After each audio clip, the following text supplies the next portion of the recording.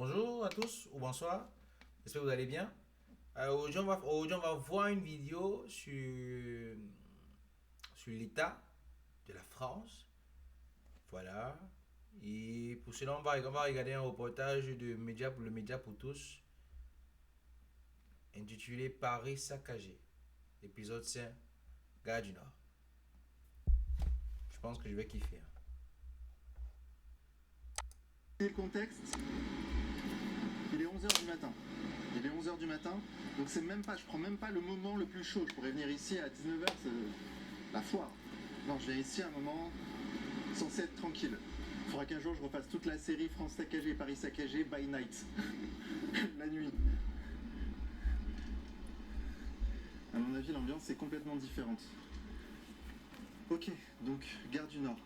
En fait, cette gare est magnifique en soi, architecturalement. Quand tu prends le temps de te poser et de regarder. On vit vraiment dans un pays magnifique. C'est une merveille cette gare. Ok, donc instant histoire, en fait cette gare du Nord, elle date de 1846 et elle est classée monument historique, chose que j'ignorais.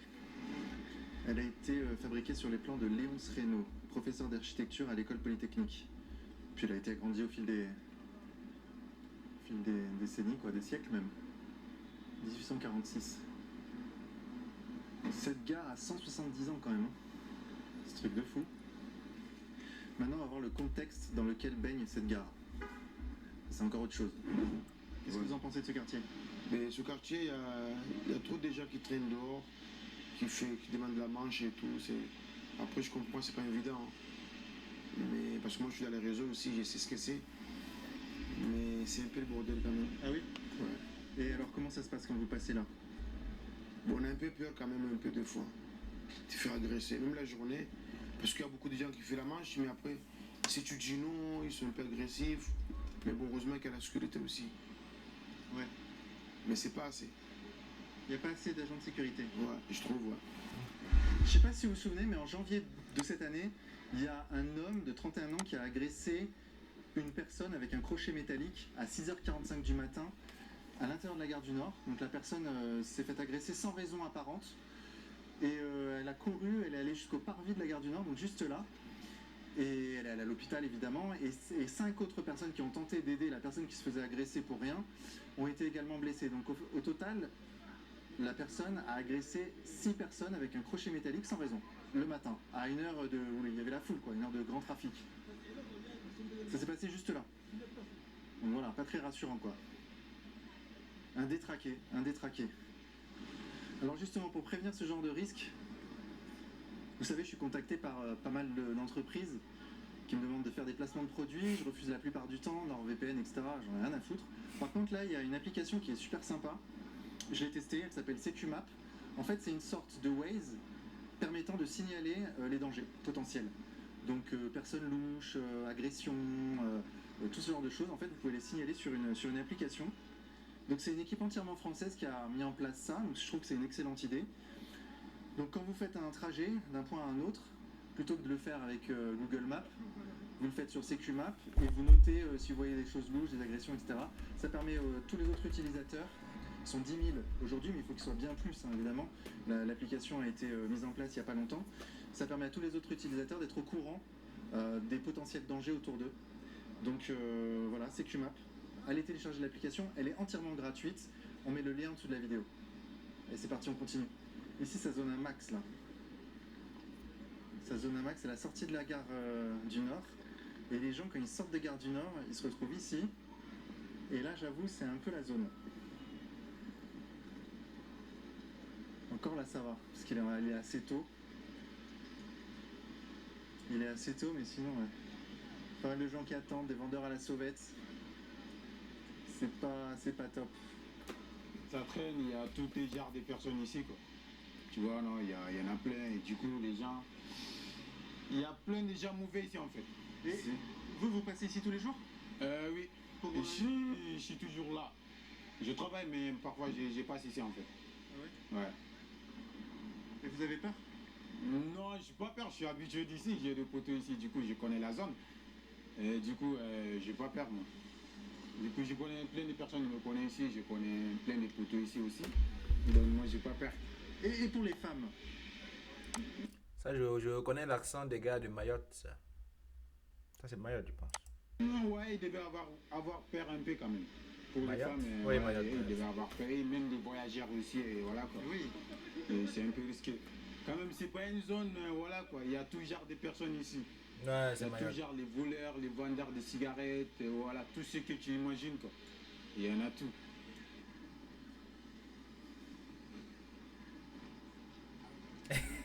C'est quoi l'ambiance ici? Alors, l'ambiance, c'est quoi ici? Ben, l'ambiance, c'est un peu ridicule, je le sais. Bref, voilà, une soirée ensoleillée, gare du Nord, plus grosse gare d'Europe. Voilà. Alors, franchement, on va être sincère, on va parler vrai. Ben, on va parler vrai, et après je vais parler vrai aussi avec toi. Il y a beaucoup de Français qui pensent que la situation se dégrade en France. Et le quartier autour de Gare du Nord est représentatif, un peu symbolique de cette dégradation. Notamment à côté, là, il y a un Château caméraman de Rouge. TF1 qui s'est fait tuer, en fait, qui s'est fait Ouais, effectivement. Ouais. frapper, etc. Ah ouais. Effectivement, il y a aussi quelqu'un qui s'était fait agresser l'année dernière aussi, un coup de couteau aussi. Effectivement. Qu'est-ce que t'en penses, toi? Voilà, effectivement, ouais, c'est malheureux, effectivement. Ouais. Voilà, et les situations se dégradent parce que oui, le monde se dégrade aussi. On voit bien ce qui se passe. Voilà, les gens se font tuer, les gens se font agresser. Voilà. Et toi, tu le vois, tu le constates, toi, au quotidien ou pas? Je constate au quotidien parce que je suis pas ici au quotidien. Mais oui, ça se ressent. Ouais. On sent effectivement que les gens sont un petit peu effectivement, un peu énervés, un peu relevés. Après, je pense que c'est lié à mon avis à une situation économique aussi, Ouais. un petit peu à mon avis. Voilà. Comment ça se passe, la rue, là, ici? Un peu galère, mais bon, dans la santé, c'est principal. C'est vrai. À la santé, je vois qu'il y a un bandeau quand même, là. Ouais, non, je me suis fait agresser il y a 2 semaines et ils ont voulu me voler mon argent en fait. C'est quoi ce délire? Où ça? Ah, Pigalle, moi je suis sur Pigalle Ah surtout. ouais, d'accord. Et c'est chaud, la rue, alors? C'est dangereux? Ouais, ça dépend en fait. Souvent le week-end, les gens ils sont bourrés, donc voilà, ils font de la merde. En fait, les premières victimes de la violence et de cette ambiance un peu lourde, c'est les gens qui sont à la rue. Ouais. Le pire, c'est pour les femmes. Ah ouais. Ouais. Un femme SDF, à mon avis, ça doit être très, Ah très, ouais. très, très dur. Moi, je sais que ma femme est décédée il y a 2 ans, mais je sais que les premières fois qu'on était à la rue, plusieurs fois, elle a failli se faire agresser et tout. Hein. Ah, chaud. Ouais, j'ai une connaissance que je connais qui est à la rue, elle s'est fait violer il y a même pas 2 semaines. Bah, il y a des femmes aussi qui sont à la rue, il n'y a pas que des hommes, nous aussi on est dehors et c'est très dur pour une femme. C'est encore plus dur qu'un homme. Vous êtes à la rue depuis combien de temps? 4 mois. Et il y a d'autres femmes aussi qui sont plus longtemps que moi à la rue. C'est très dur pour une femme. Vous êtes moins visible, j'ai l'impression. Oui, on est moins visible, on ne nous voit pas. On voit que les hommes et nous on ne nous voit pas, on nous oublie. Mais quand même, c'est hallucinant quoi. Je suis choquée. Et les agressions, ça arrive parfois? Oui. On se fait souvent embêter, nous les femmes dans la rue le soir. On se fait insulter, on se fait traiter. Ils ne nous respectent pas. Par les autres SDF ou par n'importe qui? Des SDF ou d'autres gens dans la rue. Ah oui. Mais c'est souvent des SDF qui nous agressent, oui. Qui nous insultent, ils ne nous respectent pas. Vous vous sentez pas en sécurité? Non, pas du tout. C'est très dangereux. Et vous êtes prioritaire pour les places au 115 ou pas? Non, Non? non. S'il y a de la place pour dormir, ils t'envoient. S'il n'y a pas de place, il n'y en a pas. C'est pas prioritaire. Et des fois, on les appelle toute la journée, ils répondent pas. Qu'est-ce qu'il faudrait faire, madame? Je sais pas. Qu'est-ce que vous aimeriez voir? Bah, qu'ils bougent un peu plus, quoi. Parce que je vois qu'il y a plein d'appartements de vide, ils pourront nous les sous-louer. Vous êtes, pourquoi vous êtes à Gare du Nord? Bah, Vous pour êtes soigné à Gare du pour Nord. montrer l'ambiance, pour montrer ce qui se passe ici. Et ici, ça se voit, ici, qu'est-ce qui se passe? Les taxis, les touristes, les vendeurs de drogue, les vendeurs de médicaments. Normal. Qu'est-ce qui est étonnant? Bah oui, c'est un quartier très chaud ici. Moi, je descends de temps en temps pour acheter des trucs, et après je rentre chez moi. À part ça, il n'y a rien. Pour travailler, c'est compliqué. Pour chercher un travail et tout, c'est très compliqué. En même temps, les gens ne veulent pas travailler. Les gens, ils ont envie de dormir, ils ont envie de prendre l'âge. Moi, je connais bien les pays en sous-développement. Ma mère est Moi, colombienne. je suis tunisien, moi. Ben, moi, je vais vous dire un truc. J'ai l'impression de voir un peu de Colombie ici. Un peu de... On se croirait au bled, un peu. Ouais. Gare du Ah. Nord, Nord Paris, etc. La Bah Chapelle. oui, tu vois, Belleville, les Tunisiens, il y a Berbère, c'est l'Algérien. Au Belleville, c'est les Marocains. Chaque quartier, tu trouves C'est marrant. Bah oui. Et ce qui est bien, c'est quand même que c'est quand même un milieu éclectique. Voilà. Alors oui, il y a beaucoup de diversité. Beaucoup de diversité. Effectivement. Mais est-ce que ça crée pas justement des tensions, autant de diversité? Non, Ça, c'est une vraie question. Non, non. En tout cas, pas chez moi, en tout cas. D'accord. Non. Tu l'as vu, l'attention? Non, Yes. C'est Ouais, celui qui les s'est fait gars. agresser en janvier là, de cette année est venu pour essayer de trouver du secours et a terminé sa route ici. Et l'autre s'acharnait vraiment avec son crochet très tôt le matin sur une personne prise au hasard. Voilà. Super. Donc ça peut vraiment arriver à tout le monde. Ici, très souvent, le soir, quand je reviens du boulot, il y a des distributions alimentaires. Et distribue des aliments ici, il y a une queue incroyable, incroyable. Et le jour, bah forcément, il y a des gens qui finissent leur nuit ici, quoi. Comment ça se passe concrètement? Vous vous allongez là, c'est ça? Bah moi, je dors là. Vous dormez là? Moi, je dors là parfois. Ça m'arrive de dormir là. Mais sinon, c'est des fois du service social, le 113. Ouais. Pour éviter aussi de rester dehors. Et puis voilà, quoi. Et le 113, ils font quoi? Le 113, ils nous donnent des plaques d'hébergement. Et il y en a? Il y en a, mais il n'y en a pas beaucoup, mais il y en a qu'on les appelle, quoi. Qu'on les appelle pas, on reste dehors, quoi. Putain, c'est compliqué, hein? Voilà. C'est compliqué, c'est comme ça depuis quelques années, hein. Ça change pas. Hein. Et pour trouver du taf, c'est compliqué dans ces conditions. Bah, trouver du taf, moi j'ai travaillé en étant dehors. Mais après, c'est de travailler avant tout, quoi. Sans travail, il n'y a pas de logement, il n'y a pas d'appartement, il n'y a pas le projet qu'on veut faire, le projet qu'on veut poser. Et voilà, quoi. Et le plus important, c'est de travailler. Il faut travailler pour s'en sortir et pour éviter d'être juste à la rue, quoi. Et on s'est fait tabasser un peu dans la rue. C'est vrai, ça? Et Par qui? passer dans la rue, c'est pas aussi facile, elle est plus forte. C'est le roi de la jungle, quoi. C'est le roi de la jungle. Oh là là, c'est pas facile. Et puis bon, quand on n'a pas la santé, on n'a pas les deux jambes, c'est pas facile de faire face. Vaut mieux aller chercher un coin pour se cacher. Plusieurs fois, on est victime de vol ici. Les SDF se font voler. Les SDF se font voler. Aucune pitié. Aucune pitié. Quelle Aucune pitié. On n'a pas le choix, on est obligé de faire avec. Parce qu'on ne veut pas voler, on ne veut pas agresser. Vaut mieux détendre la main à certains maraudes pour pouvoir survivre. Chercher un coin pour se cacher. Vous venez d'où, monsieur? Moi, je suis ivoirien, je viens de la Côte d'Ivoire. Vous vous attendiez à ça en venant ici? Je ne m'attendais pas à ça. Moi, je ne m'attendais pas à ça. Si je m'attendais à ça, je ne vais pas venir. Parce que j'ai perdu les deux jambes en Europe. Une erreur médicale. Une erreur médicale? Une erreur médicale. Délaissée par un système. Ah oui. Sinon, j'ai un métier ici mécanicien, mais avec l'erreur médicale, la douleur persiste toujours ici sur les médicaments. Aucun. On fait comment? Vous dormez où? Moi, je dors à la rue. C'est ici, je dormais avant de partir à l'aéroport. C'est là que j'ai commencé à dormir. Ah oui, et ensuite vous êtes allé à l'aéroport. Parce qu'à l'aéroport, c'est plus sûr? C'est plus sûr, c'est plus sécurisé. C'est vrai que là-bas, il y a du vol, mais c'est pas aussi comme dans la rue ici. Ici, concrètement, vous dormez Ouais. et en pleine nuit, on peut vous voler. En plus de voler, on vient, tu suis, on prend tout, tu vas faire comment? C'est dans le sommeil. Tu peux pas. Plusieurs fois, on est victime du vol. Et vous-même, vous avez jamais eu la tentation de voler vous-même? Non, moi, il remercie toujours le ciel. Moi, il ne veut pas prendre pour quelqu'un. Parce que voler, c'est mauvais. Il vaut mieux travailler. Si avec mes jambes, il va aller travailler. Mais je cherche du travail avec les deux béquilles, c'est pas facile. Comment vous trouvez ce quartier de la gare du Nord? Bah ici, c'est bien. C'est vrai? Oui. Ok. Bah, parfois, vous retrouvez des gens méchants aussi qui fument les cigarettes, mauvaises cigarettes aussi. Bah, qui se retrouvent les pickpockets qu'on appelle à côté de la gare. Ah oui? Oui. Il y a des pickpockets là Oui. D'accord, donc vous êtes tranquille malgré tout ou pas quand vous passez par là? Vous faites attention, vous prenez votre sac devant vous? Il faut faire attention. D'accord. Ouais. Bah, ça a été avant, hein, mais maintenant, il faut faire attention. Ok. Ouais. Et il peut quelqu'un vous remonter comme ça, il peut vous prendre une couteau aussi et l'arriver ici à la gare de Gare du Nord. Oui, en janvier, oui, effectivement. Oui, c'est ça. Et moi, je fais un reportage sur Gare du Nord. C'est comment Gare du Nord? Gare du Nord. Il y a beaucoup de monde. Ouais. Non, ça va, c'est assez calme. À part les consommateurs d'à côté, là, mais Ouais. avec la salle et tout, qu'ils agressent les gens et tout. Compliqué, hein. Ouais. Ça fait combien de temps que... Je peux te tutoyer? Ouais, y a pas de souci. Comment tu t'appelles? Jean-Jacques. Enchanté Jean-Jacques, moi c'est Vincent.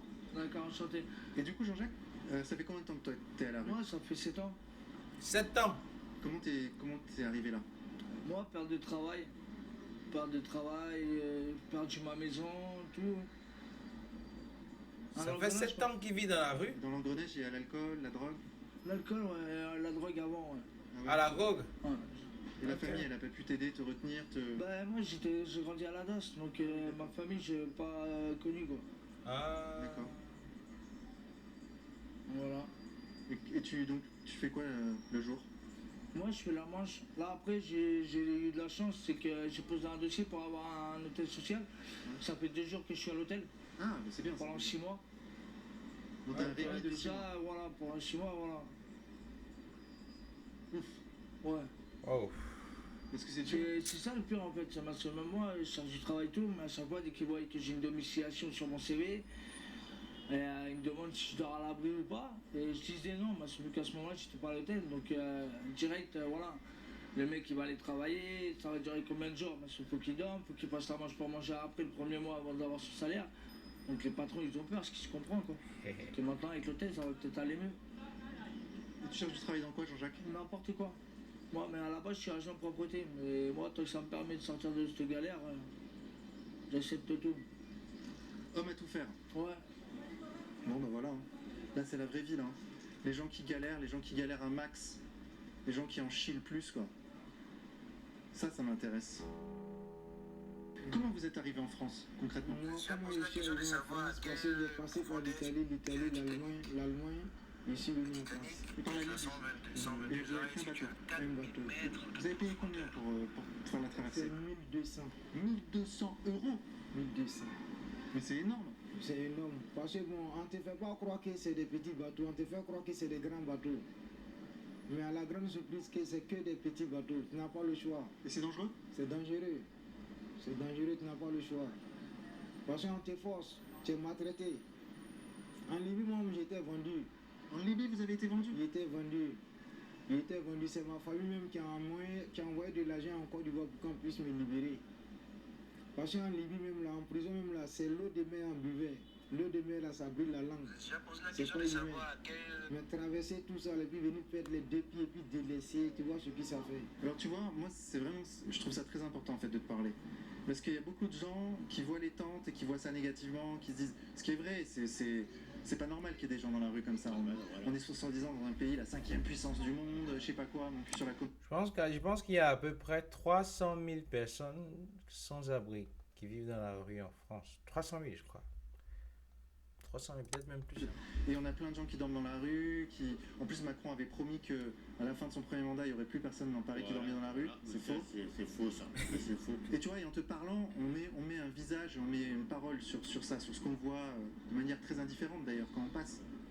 Bah... Et je trouve ça important. C'est important, mais comme je vous ai dit, de voir des gens, les gens peut-être qui vont pas vous parler de... Les gens ils sont enfermés en ce moment. Ils ne vont pas parler de la vie personnelle. Les gens ils veulent quoi? Ils veulent que un logement, nous dormir au chaud, nous manger. Et... Oui, ils ne veulent pas communiquer, ils ne sont pas ouverts à l'extérieur, ce qui est normal. Voilà. Et c'est pour ça que moi quand j'ai vu un enfant né, un enfant de 1 an, bébé, qui dormait dans une voiture en milieu de 0 degré, où là il n'y avait pas de chauffage dans la voiture, comment tu veux faire ça? C'est pas normal. Faudrait peut-être que Macron il bouge son cul. Je crois qu'il voit pas beaucoup de choses, faudrait qu'il se déplace pour qu'il voie. Vous lui diriez quoi si vous le voyez, vous, Macron? Que c'est un connard et qu'il fait pas grand chose pour nous. Il fait rien. C'est de pire en pire, il y a de plus en plus de gens dans la rue. Et il y a beaucoup de femmes avec enfants dans la rue, c'est hallucinant.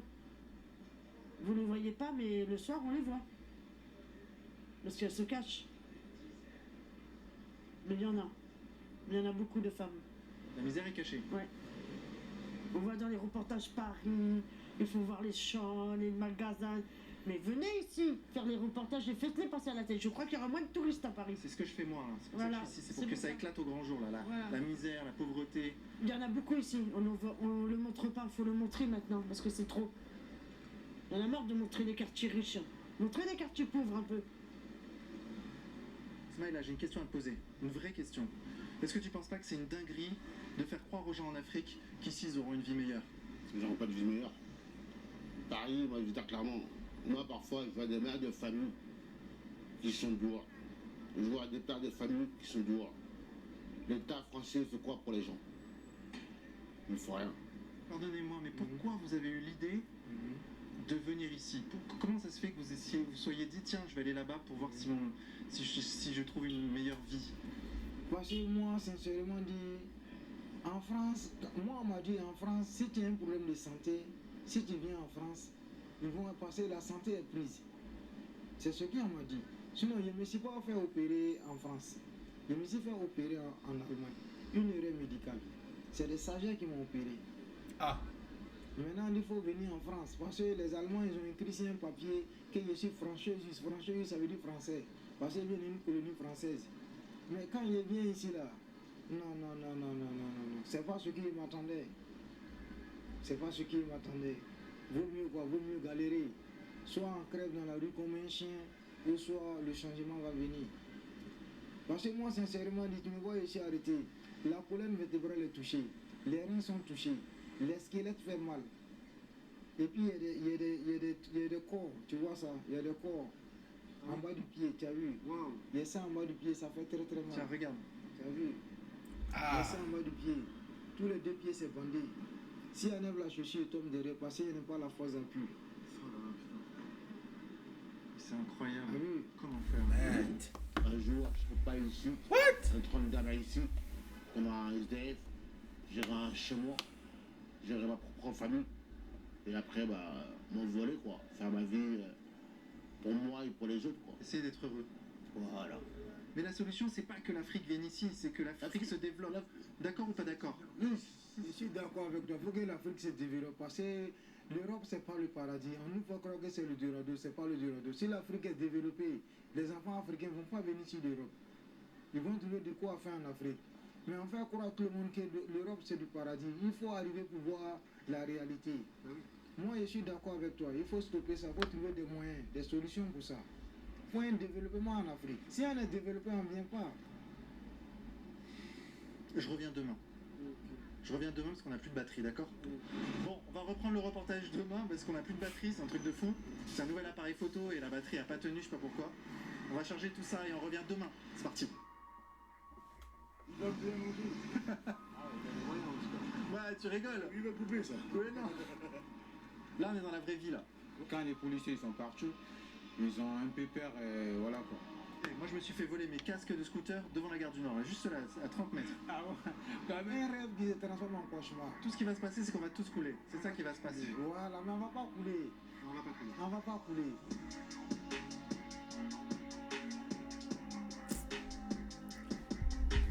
Dites-moi ce que vous avez en... Dites-moi ce que vous avez pensé par rapport à la vidéo. C'est très triste, hein. C'est très triste. Très triste. Ah, également aussi, pour ceux qui n'ont pas à manger, j'ai découvert une plateforme qu'on appelle Give, où ils partagent des choses gratuites, où il y a plein de choses offertes qu'on donne. Hein. Le réflexe anti-gaspillage d'objets et de nourriture, telle est la première application de dons entre particuliers. Qui vous permet de donner et récupérer gratuitement des objets ou de la nourriture. Donc Give, c'est quelque chose que vous pouvez utiliser pour pouvoir avoir de quoi manger si vous n'avez pas beaucoup de moyens. Voilà. Voilà, donc dites-moi ce que vous en pensez de la vidéo. C'est assez triste, hein. C'est triste par rapport à... C'est triste, hein. Bref. Ah, j'ai oublié. L'intro. Si c'est la première fois que vous tombez sur une vidéo, ici on parle de business, de stratégie surtout, également de motivation, parce que je suis convaincu que c'est avec ça qu'on construit et qu'on bâtit une communauté forte qui se co-construit, voilà, qui se co-construit elle-même. Alors si c'est les thématiques qui vous intéressent, n'hésitez pas à vous abonner et à activer la cloche de notification pour recevoir du très bon contenu. Également, n'oubliez pas de laisser les commentaires parce qu'on lit tous les commentaires. Voilà. Sur ce, très bientôt pour une nouvelle vidéo.